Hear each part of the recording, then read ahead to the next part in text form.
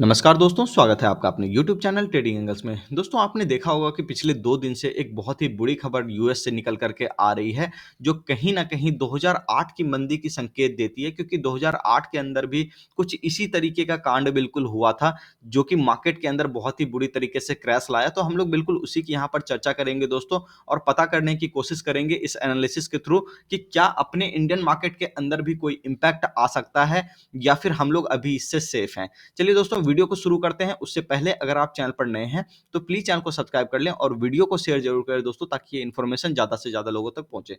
देखिए दोस्तों, इस बैंक के बारे में मैं अगर आपको बताऊं तो सबसे पहली बात ये आपको बताना चाहूंगा कि ये बैंक जो है कहीं ना कहीं टेक कंपनियों को जो है, जो नए स्टार्टअप्स थे यूएस के अंदर, उनको कहीं ना कहीं फंडिंग करती थी। तो अभी वैसे कंपनियों के अंदर आपको भी पता है कि जो नई नई कंपनियां आती है, ठीक है, उभरती हुई टेक कंपनियां जो थी, ठीक है, जो भी नई कंपनियां स्टार्टअप लेकर के आती है, आप सभी को पता है कहीं ना कहीं उसके अंदर स्किल की कमी होती है और यही चीज जो है उनको आगे समय में प्रॉब्लम में डालती है। जैसे कि आपने देखा पेटीएम के अंदर, पेटीएम की जो लिस्टिंग हुई थी दोस्तों अपने इंडियन मार्केट में, आपने देखा था कि फंडिंग का जो साइज था 1 लाख करोड़ का मार्केट कैप था उस कंपनी का, और आज 80 से 90% बिल्कुल वो मार्केट कैप उसका वाइप आउट हो चुका है। अभी सुनने में ऐसा आ रहा है कि उसका भी बिल्कुल कहीं ना कहीं यहां से लोन लिया गया था, जो कि इसी के वजह से कहीं ना कहीं दिक्कत जो है बढ़ती चली गई। और बाकी सारे यूएस की भी जो टेक कंपनियां थी नई उभरती हुई, उनको भी लोन दिया गया था। ऐसा नहीं है कि सिर्फ पेटीएम के थ्रू ये किया गया है काम, ठीक है। तो यहां पर जो है पूरा का पूरा जो चीज था दोस्तों,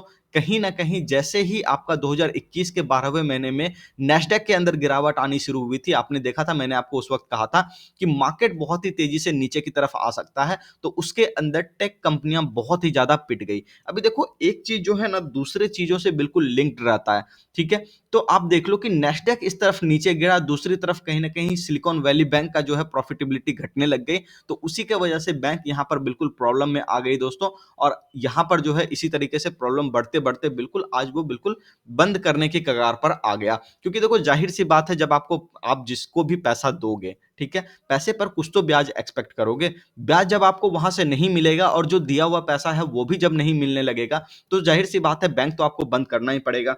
हालांकि देखो जो डिपॉजिटर्स का जो पैसा था दोस्तों, वो लगभग बताया जा रहा है कि 175 बिलियन डॉलर के आसपास था, ठीक है, जो कि दूसरे बैंक के अंदर जो है कहीं ना कहीं शिफ्ट कर दिया गया है। National bank of Santa Clara इसका नाम है दोस्तों, जिसके अंदर वो शिफ्ट कर दिया गया है पैसा। लेकिन फिर भी ये तो बस एक खाना पूर्ति जैसा लग रहा है मुझे, क्योंकि आप ये देख लो जैसे अपने अंदर भी बहुत सारे बैंक डूबे तो उसका पैसा किसी और में डाल दिया गया, और बाकी जितना भी आपका सिक्योरिटी मनी था जो 5 लाख रुपए के आसपास आपको मिलता है इंडिया के अंदर, वो कहीं ना कहीं आपको मिल गया। तो ये तो बिल्कुल खाना पूर्ति वाली बात होगी। लेकिन देखो देखो दोस्तों, इसको समझने वाले एक सबसे जरूरी चीज यहाँ पर यह है कि इसके कारण क्या क्या थे, ठीक है।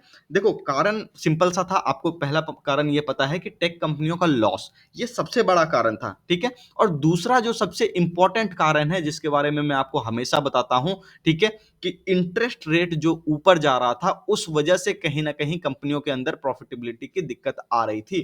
तो ये बात मैं आपको शुरू से बोलता हूं। देखो 2020 के अंदर ऐसा हुआ था यूएस के अंदर, ठीक है, अभी भले ये कोई टीवी वाला आपको ना आए बता करके, 2020 के अंदर आपने सुना होगा कि यूएस के अंदर नोट प्रिंट कर करके घर घर में 2-3 हजार डॉलर मंथली के हिसाब से पहुंचाया जाता था, और एक आर्टिफिशियल डिमांड क्रिएट किया जाता था कि आप मार्केट के अंदर जाओ, आप खर्च करो, ठीक है। अपने जो है मतलब देखो वहां पे जो है ना एक आर्टिफिशियल डिमांड पैदा करने की कोशिश कर रहा था यूएस, जिस वजह से कहीं ना कहीं सिस्टम के अंदर बहुत ही ज्यादा अमाउंट में पैसा आ गया, और आज के डेट में वही कारण है कि आप देख लो कहीं ना कहीं एक इन्फ्लेशन जैसा माहौल आ गया है, ठीक है। और आप देख लो कि यहाँ पर जितना भी मतलब सेंट्रल बैंक है, चाहे अपना आरबीआई हो, चाहे यूएस का फेड, वो सबने कहीं ना कहीं एक एक करके यहाँ पर आपने देखे कि ब्याज दरें बढ़ाना शुरू कर दिए, ठीक है। अभी रीजन उसके पीछे बस एक ही था कि आपने जब लिक्विडिटी डाली है इतनी ज्यादा, तो उसको कहीं ना कहीं आप शक करोगे, ठीक है। क्योंकि अगर इतना ज्यादा लिक्विडिटी रहेगा तो सिर्फ ये बात यूएस की नहीं रह जाएगी दोस्तों, ये पूरे के पूरे वर्ल्ड वाइड मतलब समझो इन्फ्लेशन एक फैल जाएगा, जो कहीं ना कहीं दिक्कत की बात है आने वाले समय में। और फेड इसको भली भांति समझ रहा है कि इस तरीके की दिक्कत आने वाली है। तो ये भी एक सबसे बड़ा मेजर प्रॉब्लम था दोस्तों। अभी देखो इंडिया के अंदर अंदर हम लोग बात कर लेते हैं, निफ्टी के अंदर यहाँ पर हम लोग देख लेते हैं चार्ट को, ठीक है? देखो इंडिया के अंदर सबसे पहले मैंने आपको कहा था कि इंडिया के अंदर इस तरह की सिचुएशंस हो सकता है कि आए। मैं ये अभी पूरे गारंटी के तौर पर नहीं कह सकता।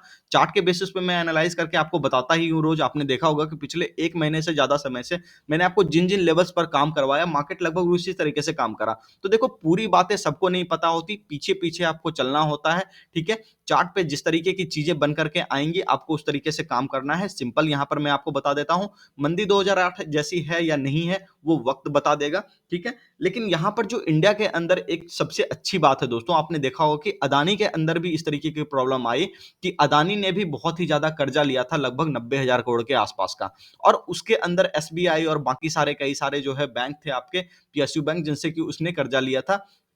और आज की डेट में आपने देखा होगा कि अंबुजा सीमेंट के अंदर वो स्टेक बेच करके अपना कर्ज कहीं न कहीं कम करने की कोशिश कर रहा है, जो कि एक अच्छी बात है। यानी कि आप ये समझ लो कि अगर आपने कोई गलती की और आप उस गलती को सुधारने के लिए आ जाते हो ना, तब आप समझ लो कि आप सही ट्रैक पर हो। लेकिन आप ये रिजिड हो जाते हो कि मुझे ये गलती माननी ही नहीं है, चाहे कुछ भी हो जाए, तो फिर आप समझो कि भैया दिक्कत तो आपको आने ही वाली है। तो इंडिया के अंदर और यूएस के अंदर दोनों में बिल्कुल अलग-अलग बातें हो रही है, ठीक है? यहाँ पर देखो, यहाँ की कंपनियां थोड़ी-सी अभी समझदार हैं और यहाँ पर ये जो है पहले स्टेप ले रही है, इससे पहले कि वो पूरी तरह से बर्बाद हो जाए, ठीक है? तो ये एक यहाँ पर पॉजिटिव साइन है।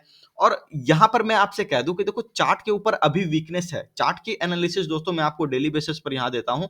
चार्ट के ऊपर वीकनेस है और ये बात मैं आपको अभी से नहीं कह रहा हूँ। भाव भगवान से वाले मेरा पहला वीडियो आया था, अभी लगभग हमको लगता है कि 1.5 महीना हो चुका है उस बात को। आप उसको जाकर के देखिएगा, वहाँ पर मैं उसको पिन कर दूँगा, ठीक है? आप कमेंट के अंदर वो भी देख लीजिएगा जाकर के, या फिर आई बटन पे भी उसको डाल दूँगा। तो उसके अंदर भी मैंने आपसे कहा था कि कहीं न कहीं दिक्कत जो है गहरा सकती है मिड कैप और स्मॉल कैप के अंदर, और आप देख लो कि दिक्कत धीरे-धीरे करके निकल कर के सामने आ ही रही है। और मिड कैप इंडेक्स के अंदर दोस्तों मैंने आपको कहा था कि इस एरिया के आस-पास हम लोग जो अभी ट्रायंगुलर फॉर्मेशन यहाँ पर कहीं न कहीं बना रहे हैं, ये जो एरिया अपना है ट्रायंगुलर फॉर्मेशन का, ये किस साइड को कटेगा ये ज़्यादा ज़रूरी है। अभी तक ये कटा नहीं है, लेकिन चांसेस ज़्यादा है कि नीचे तरफ आए। और जो-जो स्टॉक्स है दोस्तों, जैसे रिलायंस हो गया, जो-जो इसमें पार्टिसिपेट कर सकता है मेजर, ठीक है? जिसका मेजर पार्टिसिपेशन हो सकता है, वैसे सारे स्टॉक्स की मैंने डिस्कशन यहाँ पर कर दी थी। तो आप जाकर के पीछे भी वीडियो देख सकते हो दोस्तों कि मैंने वहाँ पर क्या अपना एनालिसिस आपको दे करके रखा है मीडियम टर्म के अंदर, तो वो वहाँ से आपको क्लैरिटी मिल जाएगी। लेकिन मोटा-मोटी मैं ये समझता हूँ कि दिक्कत यहाँ पे आएगी, लेकिन उतनी ज़्यादा दिक्कत मेरे ख्याल से इंडिया के अंदर नहीं आएगी।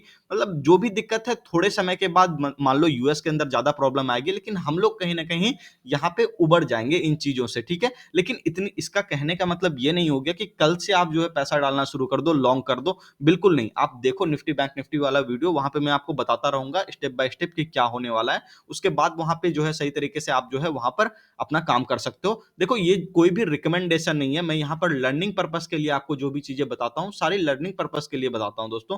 कोई भी रिकमेंडेशन नहीं है कि आप इस चीज़ को खरीदो, इस चीज़ को बेचो, ऐसा कुछ भी नहीं है। रिकमेंडेशन के लिए, आपकी जानकारी के लिए, क्योंकि मैं चाहता हूँ कि इंडिया के अंदर बहुत सारे लोग ऐसे हैं जो कि यूट्यूब के ऊपर कचरा फैला रहे हैं, और मैं चाहता हूं कि आप कम से कम उन चीजों में ना फंसो, आप सही चीजों को देखो और उसके बाद ऐसी चीजों के पीछे जाओ जो आपको प्रॉफिट दे, ठीक है? जिससे कि पूरा भारत समृद्ध बने। तो इस चीज में बिल्कुल अपने इस मेरे इस मुहिम में आप जुड़िए और कहीं ना कहीं इस वीडियो को शेयर कीजिए ताकि ज्यादा से ज्यादा लोगों तक ये इन्फॉर्मेशन पहुंचे। आपने देखा होगा पीछे बहुत सारे यूट्यूबर ऐसे आपको मिले होंगे जो सिर्फ फालतू की बकवासबाजी करते हैं, जिनका कोई मतलब नहीं होता, कोई सेंस नहीं निकलता। 1 महीने की उसकी बढ़िया से जा करके आप देख लो ना कि 1 महीने तक आप उसके ऊपर जो है बिल्कुल काम कर सकते हो कि नहीं, उसके एनालिसिस के ऊपर आप उससे बिल्कुल लर्निंग ले सकते हो कि नहीं। तो आपको पता चलेगा कि 1, 2, 3 ली लोग ही ऐसे हैं जो कि अच्छे से आपको वहाँ पर एक्सप्लेन करेंगे। बाकी सारे लोग जो है ना, मेन जो मुद्दा होता है, ठीक है? उसको कहीं न कहीं वो छोड़ देते हैं। तो इसलिए यहाँ पर जो चीज़ें होती है दोस्तों, मैं बिल्कुल अच्छे तरीके से एक्सप्लेन करता हूँ, चाहे वो प्राइस हो, चाहे मैं कोशिश करता हूँ कि जितनी भी बड़ी खबरें हैं, जो आपको पॉइंट ऑफ चेंज देती है मार्केट के अंदर, ठीक है? यानी कि एक ऐसा टर्निंग पॉइंट जहाँ पे आपको बदल जाना है, चीज़ों को लेकर के सोच बदल लेनी है, तो वैसी चीज़ें बिल्कुल यहाँ पर देने की कोशिश करता हूँ दोस्तों। तो आप देखते हो कि बिल्कुल कहीं न कहीं आपको हर तरफ से लगभग प्रॉफिट ही बनता होगा। चलिए दोस्तों, मिलते हैं नेक्स्ट वीडियो में। चैनल को सब्सक्राइब कर लीजिए और वीडियो अगर पसंद आए दोस्तों, तो प्लीज़ कमेंट करके बताइएगा ज़रूर और लाइक ज़रूर कीजिए। मिलते हैं नेक्स्ट वीडियो में, तब तक के लिए अपना ख्याल रखिए। धन्यवाद, नमस्कार।